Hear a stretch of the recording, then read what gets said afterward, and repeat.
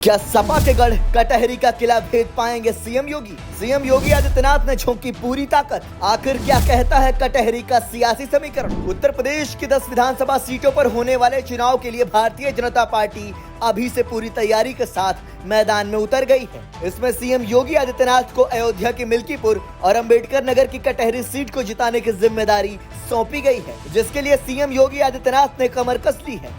बीते दिनों सीएम योगी ने अयोध्या में पार्टी कार्यकर्ताओं से बातचीत की, जिसके बाद वो कटहरी भी गए, जहां चुनाव की रणनीति बनाई गई। भाजपा के लिए अयोध्या की मिल्कीपुर सीट जहां प्रतिष्ठा का सवाल बनी हुई है, तो वहीं सपा का गढ़ कटहरी से चुनाव जीतकर बीजेपी सूद समेत हार का बदला लेने की तैयारी में है। ऐसे में सवाल उठते हैं कि क्या सीएम योगी आदित्यनाथ की रणनीति से भाजपा सपा के इस गढ़ पर कब्जा जमा पाएगी?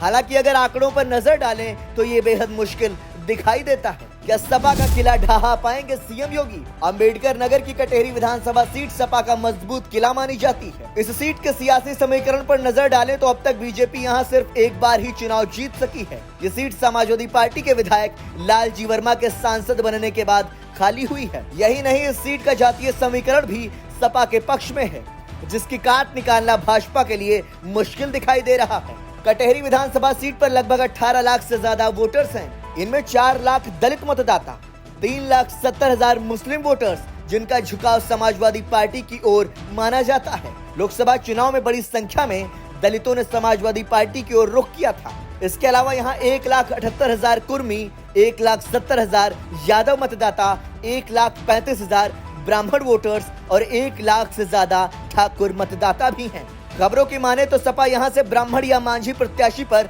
दांव लगा सकती है।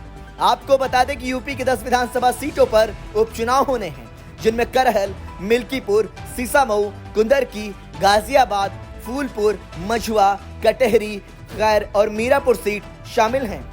इन 10 सीटों में से 5 सीटों पर समाजवादी पार्टी का, जबकि 3 सीट पर बीजेपी और एक सीट पर रालोद यानी आरएलडी और निषाद पार्टी का कब्जा था। इन 10 सीटों में से कटहरी, करहल और कुंदरकी सीट समाजवादी पार्टी का गढ़ मानी जाती है। अब ऐसे में सीएम योगी आदित्यनाथ सपा के गढ़ में कैसे रणनीति अपनाते हैं, ये देखना बेहद दिलचस्प होगा। Bureau report, संदेशवाहक।